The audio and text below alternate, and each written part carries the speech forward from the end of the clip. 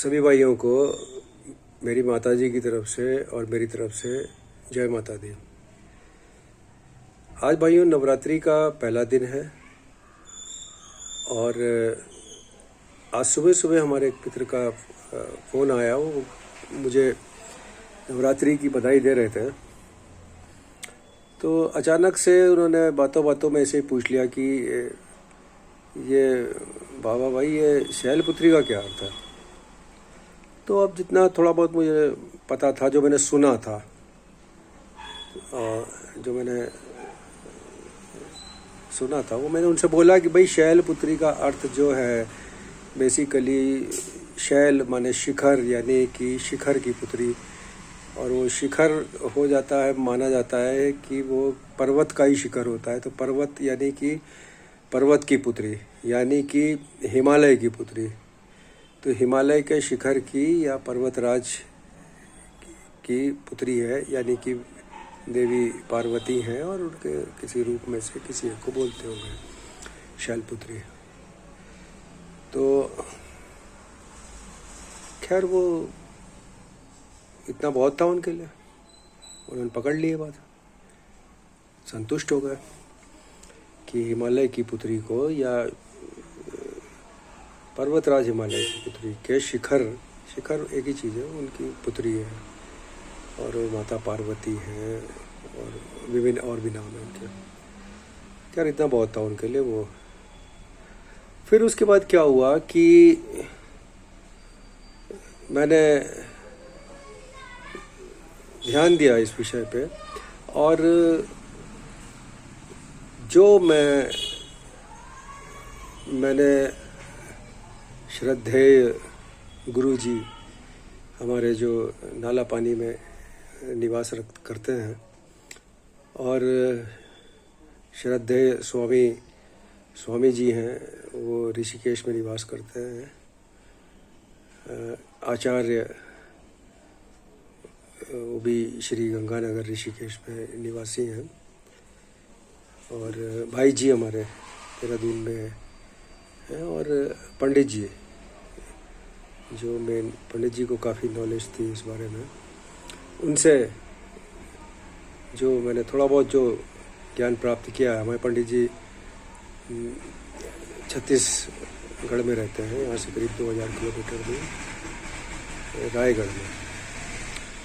तो सौभाग्य से मुलाकात होती रहती है और जब भी वो बैठते हैं, मिलते हैं, तो वो किसी आध्यात्मिक विषय पर चिंतन करते हैं। तो सौभाग्य मेरा ये रहा कि मैं कई बार ऐसे चिंतन के समय वहाँ पर उपस्थित रहा और सौभाग्य से और थोड़ा बहुत मुझे प्राप्त हुआ उनसे अनुभव इन सब बातों का। तो मैं आपसे बेसिकली कहना ये चाहता हूँ कि जो मैं अब आपसे बताने जा रहा हूँ, ये कोई ऐसा, मैं फिर बार बार बोलता हूँ कि ये कोई डिवाइनली रिवील्ड नहीं हुआ, या किसी ने मुझे मेरे कान में नहीं फूका, किसी ने मुझे प्रकट होकर साक्षात ये सब नहीं बताया। मैं आपको वही बता रहा हूँ जो मेरा अनुभव है, जो मैंने सीखा है, समझा है, पढ़ा है ना, ज्ञानी लोगों से और आप जैसे विद्वान मित्रों के साथ में NAA की फेलोशिप में अनुभवी साथी भाइयों से बहुत कुछ सीखा है और अभी भी सीख ही रहा हूँ। तो उनसे जो कभी कभार किसी विषय पे बात होती है तो उनसे ही सीखा मैंने, जो मैं आपको बताने का प्रयास करूँगा। कि देखिए, धार्मिक दृष्टि से मैंने बता दिया क्या होती है शैलपुत्री का अर्थ। आध्यात्मिक दृष्टि से इसको अलग अलग रखते हैं लोग परिभाषाएं, और परिभाषाएं वक्त, स्थान, परिस्थिति के अनुसार चेंज होती रहती है। हर व्यक्ति स्वतंत्र है अपनी एक स्वतंत्र परिभाषा बनाने के लिए, जो उसके जीवन में काम करती हो, है ना। वो जरूरी नहीं कि वो कोई मान्यता प्राप्त परिभाषा हो, ऐसा नहीं। वो अपने लिए कोई भी परिभाषा बना सकता है जो कि उसके और उसके पारिवारिक और सामाजिक कल्याण में उसकी सहायता करती हो। ऐसी वो कोई भी विचारधारा स्वयं डेवलप भी कर सकता है। तो हो सकता है मैं आपको जो बताने जा रहा हूँ वो हो सकता है कि इनके अपने अपने अनुभव हों और उस अनुभव के आधार पर उन्होंने बताया, क्योंकि इन्होंने भी सीखा ही होगा। तो पहली चीज़, शैल का अर्थ यहाँ पर आध्यात्मिक रूप से शैल का अर्थ होता है शिखर। ये बात तो है खैर, शिखर की पुत्री इसको भी आप मान सकते हैं। तो आध्यात्मिक रूप से इसका अर्थ ये निकलता है, जैसा मैंने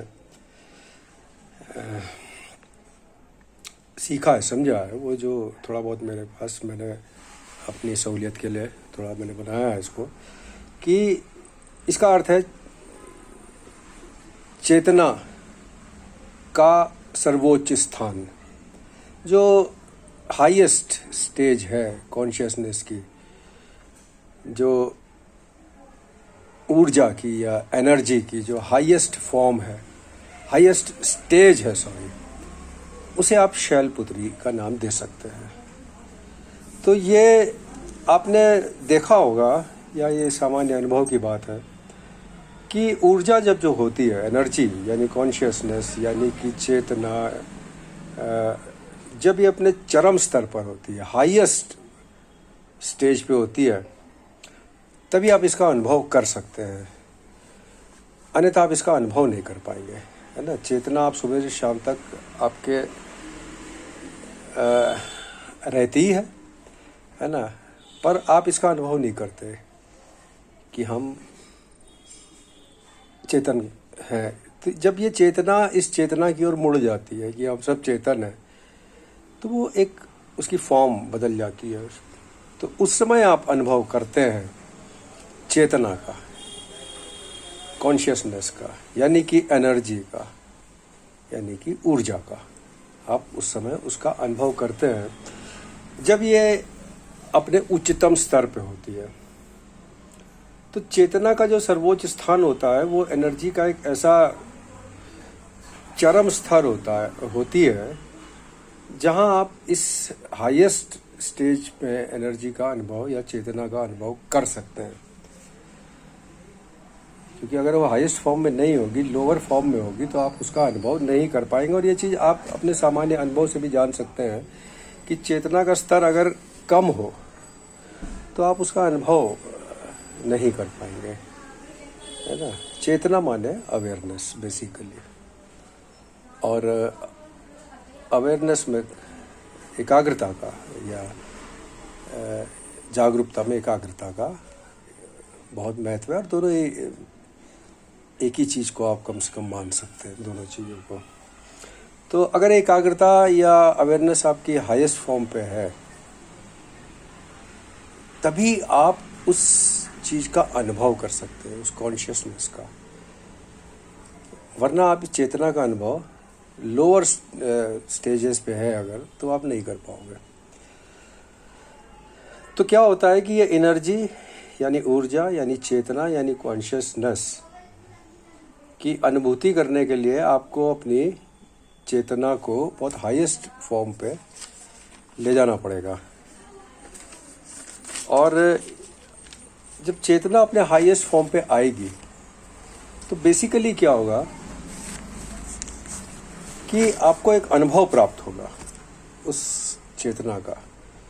उस चेतना का एक हाईएस्ट फॉर्म में जब चेतना होएगी, तो आपको क्या होगा, सिर्फ उसका एक अनुभव प्राप्त होगा। अनुभव से क्या होता है, आपको ज्ञान प्राप्त होगा, है ना। बिना अनुभव के ज्ञान प्राप्त होता नहीं। बाकी तो सब आप बौद्धिक रूप से समझ सकते हैं, लेकिन ज्ञान जो है वो बिना अनुभव के आपको प्राप्त हो सकता है ना। बेसिकली आप कोई चीज़ कड़वी है तो तब तक आप कहागे हो नहीं, तब तक आप कह थोड़ी ना सकते। आप ये आत्मा अंदर से बोल तो दोगे आपकी, हाँ भाई मीठा है, कड़वा है, सब बोलते ना होगा, है ना वो। लेकिन वो एक्चुअली मीठा है या कड़वा है, ये तो आप तब 100% डिसाइड कर पाओगे ना, जब तक आपने खाया ना हो, जब तक आपको उसका अनुभव नहीं हुआ, तब तक आप सिर्फ बोल तो सकते हो। तो आप समझ गए होगे क्या कहना चाह रहे हैं। तो ज्ञान के जब उच्चतम स्तर पर आपको एक अनुभव होगा, उस अनुभव से चेतना के आपको एक ज्ञान का अनुभव होगा जिससे ज्ञान मिलेगा। और बेसिकली ज्ञान का अर्थ क्या है कि आपको एक समझ प्राप्त होएगी, एक समझ जो मिलेगी, है ना। कि ज्ञान से क्या है कि आपको एक समझ मिलेगी, और वो समझ जो है वो अपनी एक चेतना के हाईएस्ट उच्चतम स्तर पे होएगी, जहां आप प्रैक्टिकली चीज़ों को समझ सकते हैं और समझेंगे क्या आप, है ना। तो चेतना के जो कॉन्शियस के उच्चतम स्तर पर पहुंचेंगे तो आप एक चीज़ का मतलब समझेंगे कि अनुभव जो आपको हुआ है, बेसिकली जो अनुभव आपको उस स्थिति का हुआ है वो क्या है कि आपको अनुभव से बेसिकली एक गहन भावना का अनुभव होगा, है ना। बेसिकली क्या है, अनुभव से एक गहन भावना का अनुभव होगा और वो जो भावना है और वो जो भावना की स्थिति है या उस ज्ञान की जो स्थिति है, वो स्थिति जो है या वो अनुभव की जो स्थिति है जिसमें आपको ज्ञान मिला या ज्ञान की स्थिति में जो अनुभव मिला, उस अनुभव में आप बेसिकली 3-4 चीज़ों का आपको उसे ही बेसिकली ध्यान बोलते हैं। कुछ ऐसे कुछ लोग हैं या कुछ स्कूल्स हैं ऐसे विचारधाराओं के जहाँ पे उसी को ध्यान बोलते हैं। वो एक ऐसी स्टेज है जहाँ पर ऐसा बोला जाता है। देखिए, मैं आपको फिर बता रहा हूँ, मैं ये कोई मेरा व्यक्तिगत अनुभव नहीं बता रहा मैं आप लोगों को। मैं जो बता रहा हूँ ये सब मैंने स्वामी जी से, गुरु जी से, भाई जी से और पंडित जी से और आचार्य हैं उनसे और एक में बुद्धिमान भाइयों से, आप जैसे लोगों, इन सब से ही जो चीज़ें सीखी समझी हैं मैं आपको वो बता रहा हूँ, है ना। फिर बता रहा हूँ, मुझे कोई डिवाइनली रिवील्ड नहीं हुआ। और दूसरी चीज़ ये, मुझे ऐसी किसी स्थिति का अनुभव अभी हुआ तो नहीं है, लेकिन ऐसा बताते हैं। तो वो एक अलग स्कूल है, जो इन्हीं के मिले जुले अनुभवों में से जो मैंने बात निकाली मैं आपको वो बता रहा हूँ। उस अनुभव में आपको